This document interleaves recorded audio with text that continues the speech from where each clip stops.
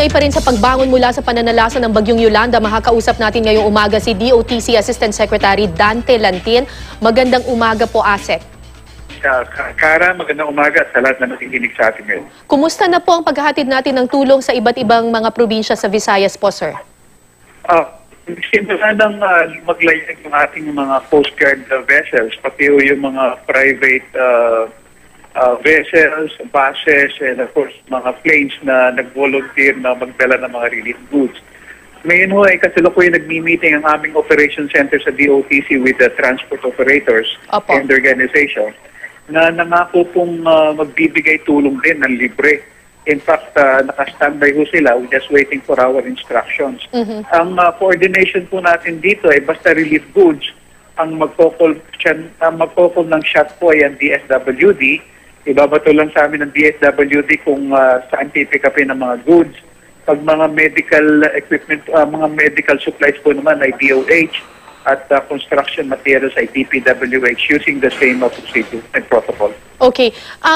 Secretary, meron pa po bang mga isolated na mga barangay or islands na hindi pa naaabot or lahat po ay nahatira na natin ng tulong? I would imagine, Kara, na dahil hindi pa rin kumpleto yung ating communication link in all areas sa Eastern Visayas, meron pa rin yung mga areas, I would imagine, na hindi po na nadadatingan ng relief or kahit anumang information na kung para malaman natin kung anong tulong ang kinakailangan. But by and large, madami naman tayo nare-reach out ng mga kasamahan ng kababayan. Kumusta po yung modes of transportation, lalo na po doon sa Samar at Leyte na pinaka-sinalanta po nitong Bagyong Yolanda? Kasi yung mga initial mga reports, marami sa kanila rode a motorbike, nagbisikleta. Ngayon po ba passable na yung marami sa mga kalsada, sir? Possible na ang karsada dahil ito ay sabi sa atin report ng DPWH kahapon, yung po namang mga airport natin ay fully operational na except for Tacloban na limited pa rin ang commercial operation dahil temporary setup lang po yung ginawa nating communication facility. Yung pong ating mga seaports ay fully operational na din, kasama din ang Tacloban. Ngayon, kung maaari, kung marahil lang isang reason kung bakit mga bisikleta ko tumatakbo ngayon or ilang mga motorcycle ay dahil sa Eastern Visayas po ay nagkakakulangan ng supply ng gasolina. Pero yung mga buses coming from Metro Manila ay full blast po sila. In fact, naging issue po kahapon sa meeting ay nagkakameron ng traffic dyan sa Matnog-Allen area dahil din po sa dagsa ng mga buses.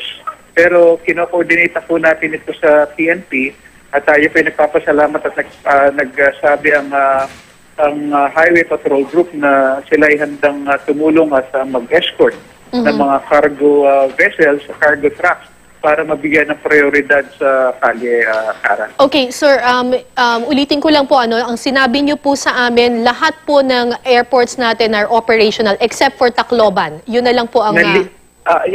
meaning limited ang commercial operation. Okay. Pero for military operation and relief operation, pwede kong gumamit ng Tacloban Airport. And sunrise to sunset lang po. Okay, so people who want to go to Tacloban, to Leyte, to Samar, meron na po silang magagamit na modes of transportation, whether from via airport or dun po sa mga seaports natin, sir.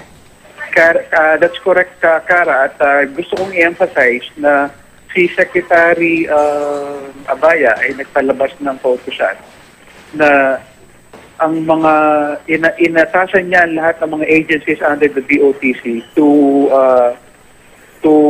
prioritize yung movement ng tao out of Tacloban.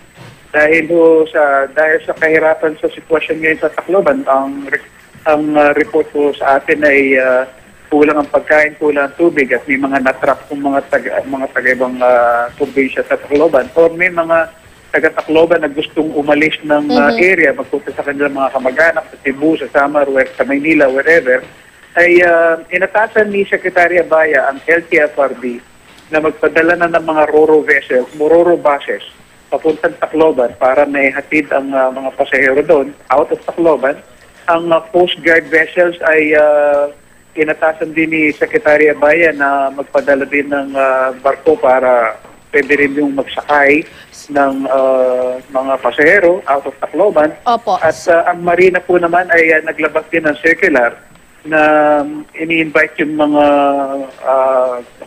mga vessels na pumunta din sa Tacloban at magsakay ng pasahero. In fact, meron mo tayong natanggap na at least 3 merchant vessels na nagvo-volunteer na magatid ng mga tao out of Tacloban. So ito pong proposal to move people out of Tacloban para to make way for rehabilitation, ito po'y ginagawa na right now? Yes. Oo, totoo yan. Okay. And also to lessen the tension or pressure in Tacloban. Okay. At saan po dadalhin yung mga tao, sir? Well, yun ho, may mga kamag-anak sa other areas. Ito ho ang pwede nilang puntahan. Yun ho mga naipit sa Tacloban, yung mga transient, ito ho ang pwede nilang sakyan. Yun ho yung mga wala ho namang mga kamag-anak sa other areas. I suppose they would prefer to stay put muna sa other areas within Tacloban. It's their choice, Kara. Okay. Pero kung kunyari gusto nilang sumakay and move out of Tacloban, meron na po bang, listahan ng mga tao kung sino ang uunahin na makakasakay palabas ng Tacloban? Well, kung commercial sasakyan, ticket and first come, first serve. Right. Pero sa mga buses, ganun din mo naman ang magiging sitwasyon. But the overall ground commander there will be the NDRRMC. Okay. Pero sir, alam naman po natin na marami dito sa mga nasalanta sa Tacloban have no funds to speak of right now para makabili sila ng anumang ticket palabas ng Tacloban. Paano po yung mga taong hindi po wala pong pera para makabili ng ng pamasahe po palabas ng Tacloban kung gusto nila lumabas? Meron mo mga buses ngayon na magsakay ng libre. Opo. At meron din mo mga ship vessels na nag-volunteer din mo magsakay ng libre. Kino-coordinate lang po natin to, kinukuha yung mga pamilya. Ganun yan, ito natin sa MDRRF. Sir, okay, sir, medyo nagiging choppy po yung line ninyo. Ulitin ko lang po, meron pong, bukod po dun sa mga commercial vessels that would take people out of Tacloban, meron din pong i-offer ang gobyerno na libreng biyahe palabas po ng Tacloban. Tama yun, Kara. Okay, ito po ay via sea po, sa dagat po. Saka yung mga Roro buses. So kung kunyari nga gusto nilang maka-avail nitong libreng sakay palabas ng Tacloban, kanino po sila dapat makipag-ugnayan, sir? Ang overall focal point po natin dito ay ang NDRRMC, pero as far as this ibibigay po namin sa NDRRMC ng mga buses at mga shipping vessels na handang magsakay ng mga pasahero na libre out of Tacloban. Alright. Asik Lantin, so we've covered yung transportation po. Pagdating naman po sa communication, kailan po maibabalik ang communication lines, at least for Leyte and Samar po? Ang huling ulat po sa NTC kahapon, sa meeting kahapon, ay up na po yung several cells ng sites ng Globe sa Tacloban Leyte at ang smart ganun din po. Tacloban po. May iba pa po bang mga parts ng Leyte na wala pa rin pong cellphone signal at the moment? I don't have the list at hand, pero sinabi po ng NTC na meron pa din. Okay. What about Samar, sir? Samar ay ganun din po ang situation, but nag-assure po ang mga telcos na in days na-i-up nila yung communication na maintenance facilities dun sa area. I'm sorry, sir. In 2 days po? Yes. In 2 days. Alright. Maraming salamat po sa inyong oras, DOTC Assistant Secretary Dante Lantin. Maraming salamat, sir. Kara. Thank you.